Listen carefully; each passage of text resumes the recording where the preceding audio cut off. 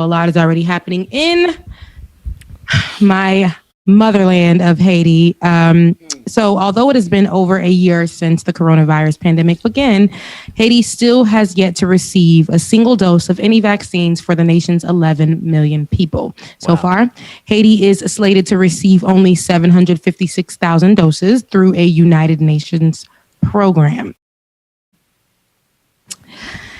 I'll get to that in a second. These doses should have been delivered by May at the latest. However, the Haitian government missed a deadline set by the vaccine's manufacturer, and they'll now have to wait even longer. And I believe they're going to get the AstraZeneca one they were approved for the AstraZeneca.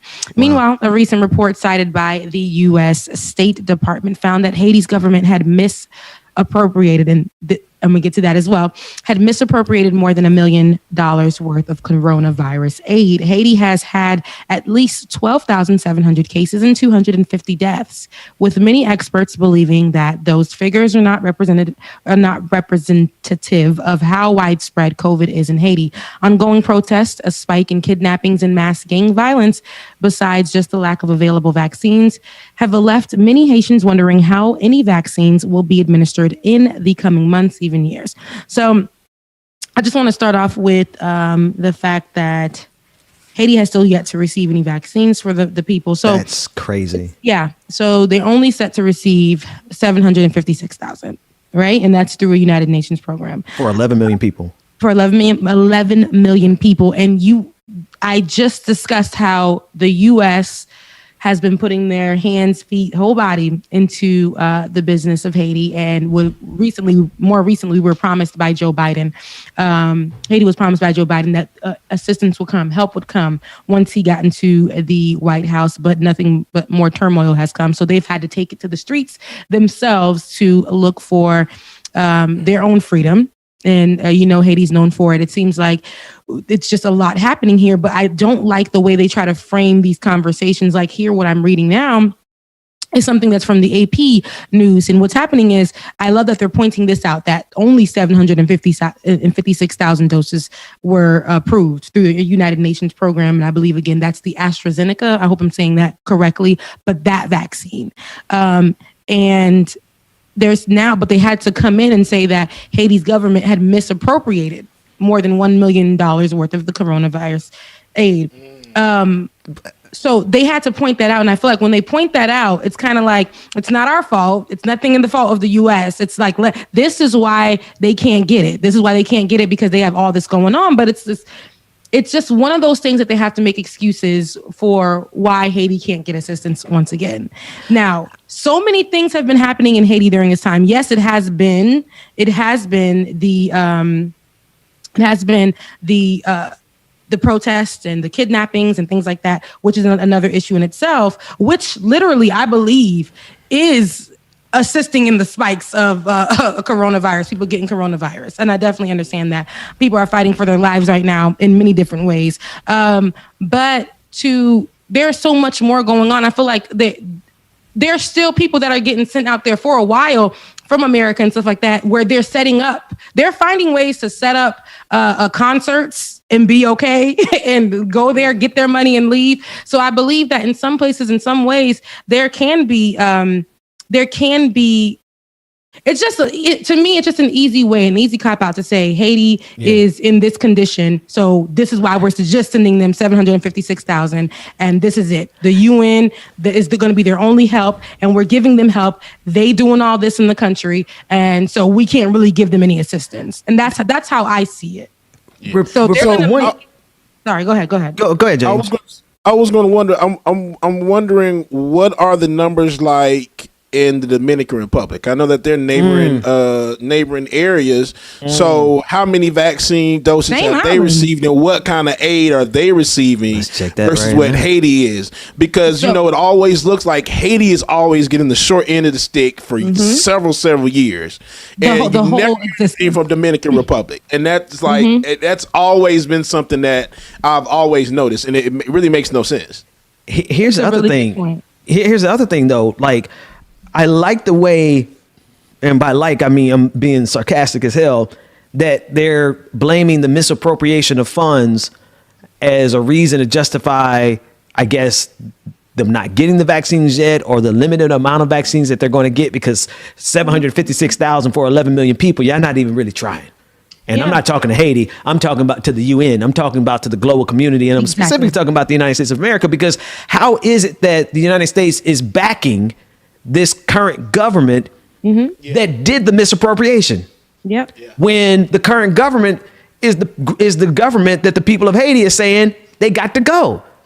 And now they're blaming this misappropriation on the fact that they're not going to get all these vaccines. Like, you see the game that's being played? It's like, if y'all have a problem with the misappropriation, then stop backing the leadership that's misappropriating the funds and help the people. Does that make sense? That makes all the sense, and that's what I'm saying. The way that they're framing it. So they started off with the fact of the situation, and that's basically that they're not gonna they're not gonna get it. They haven't gotten it, and then also blame them because they, under what's going on right now. You think these people are worried about sending the whatever paperwork needed to be sent at the time? They couldn't. I feel like they could not wait to not assist. So just because they didn't reach the deadline, they said they didn't reach a deadline, so they're supposed to get it in May. We haven't even reached May yet. They're supposed to get it in May, so they may not get it until the end of the year. They may not get it in, they don't know when they're going to get it. And then the amount isn't even going to go to, it's probably going to go to the places that are well off in Haiti. So, wait a minute. Look at this shit. I'm sorry, Rebecca, I just Googled this. Dominican Republic, there have been 1.1 million vaccines doses given. There's 102,000 people who are fully vaccinated. And Haiti ain't got none. Hey, mind you, same island, same place, literally just separated by a wall, right? And then just the other day, we were talking about this again on social media. This is a conversation that always comes up. And somebody was saying, well, the Haiti keeps bringing over their issues over here and making us suffer for it. So we need to leave them out while we're taken care of. And here's my issue with that. It's like, you have to understand, this is something that's also systemic. Just because we fought for our freedom, and I'm talking about way back when we fought for our freedom, and we owed France to this day. That it's almost like we owed France for our freedom that we fought for and won.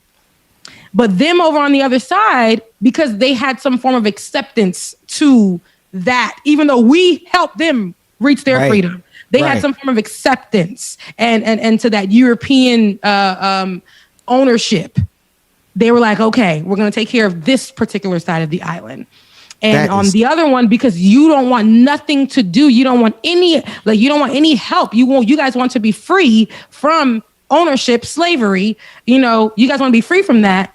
We're going to make you pay for it, since you already won and killed us off, and you definitely won your freedom, but now we're going to make you pay for it. And we've been paying ever since. So no matter what happens, even in a lot of these articles, the way that they start is literally the poorest country in the Western Hemisphere. That's how they start, because that's what gets everybody going, like, oh, look at all what's happening. And then they start to talk about, oh, they're over there fighting and there's nothing really happening. They're fighting a government that they need. What you don't understand is that's not the case. They're fighting for freedom. They're fighting for a government to hear them out. They're fighting because they believed in Joe Biden, right? Who's here and saying he's taking care of everybody here, but deporting Haitians back to Haiti, where they're not giving them vaccines.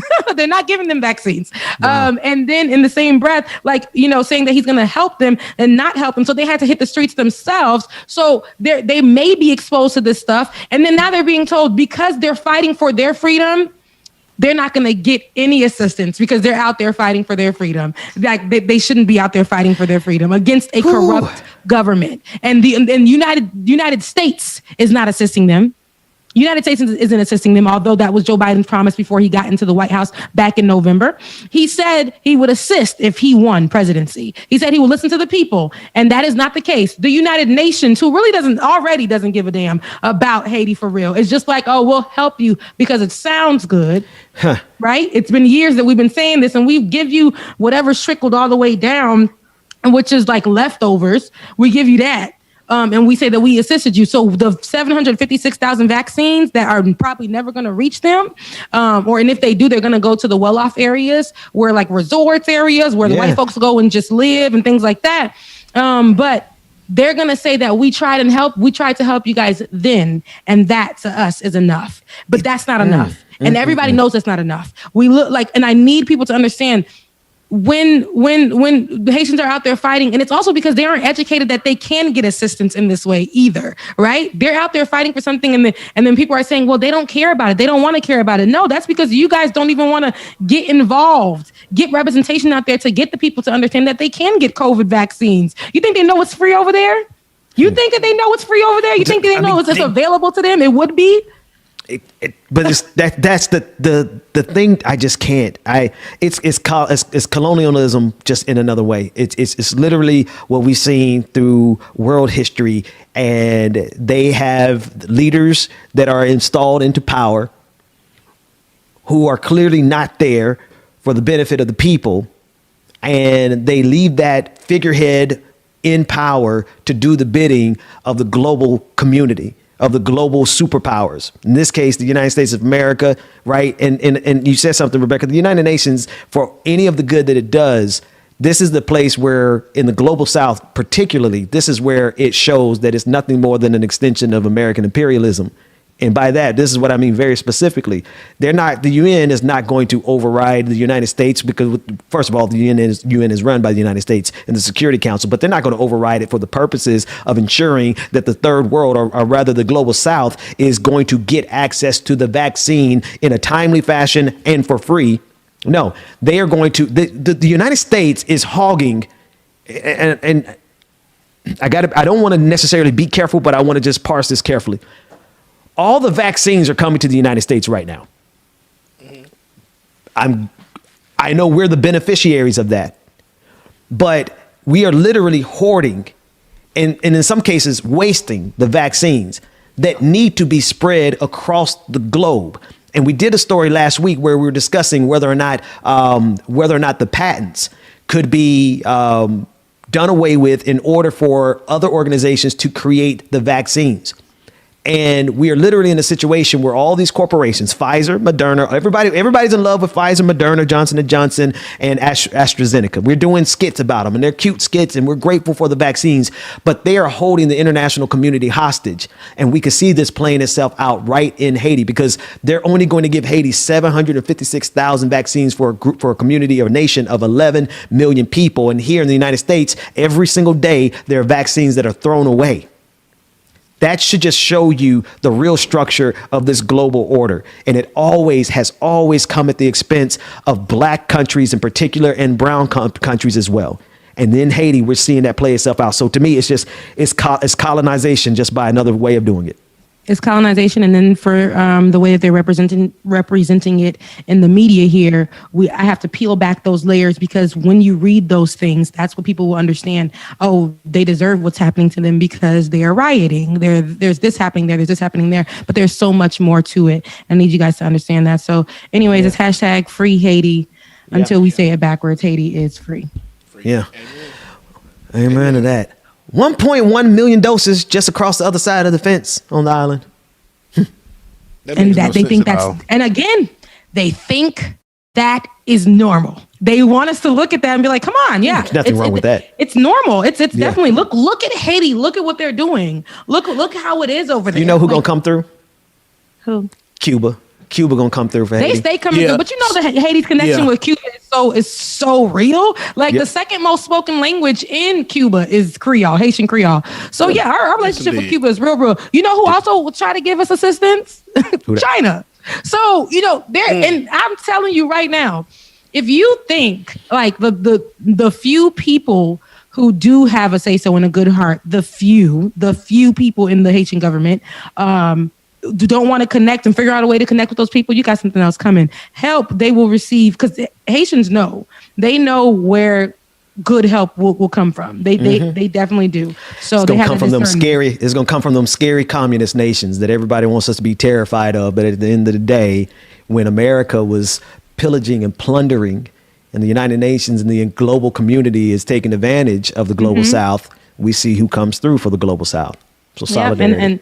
and at the end of the day, that's my mother's land, and I want it to be safe. I do not want it to, because that's what everybody just assumes will happen to those places, and I like those black countries, because America says they are not worth vaccines, they are not worth assistance, they are protesting, so they are they have no class. They don't understand what a real fight looks like. So Because they don't see them as real humans. they don't see the same way here in America when black people protest with Black Lives Matter. We are not looked at as humans. So that's why they don't think that we deserve assistance. That's why we are in things and we're watching things like the Chauvin trial for so long, because they don't think that it's worth just saying with the evidence that this man deserves to go to jail. This man is a murderer. They think that they have to drag us through the whole process to make us relive that over and over again. And to say that he couldn't have possibly died from a knee to the neck.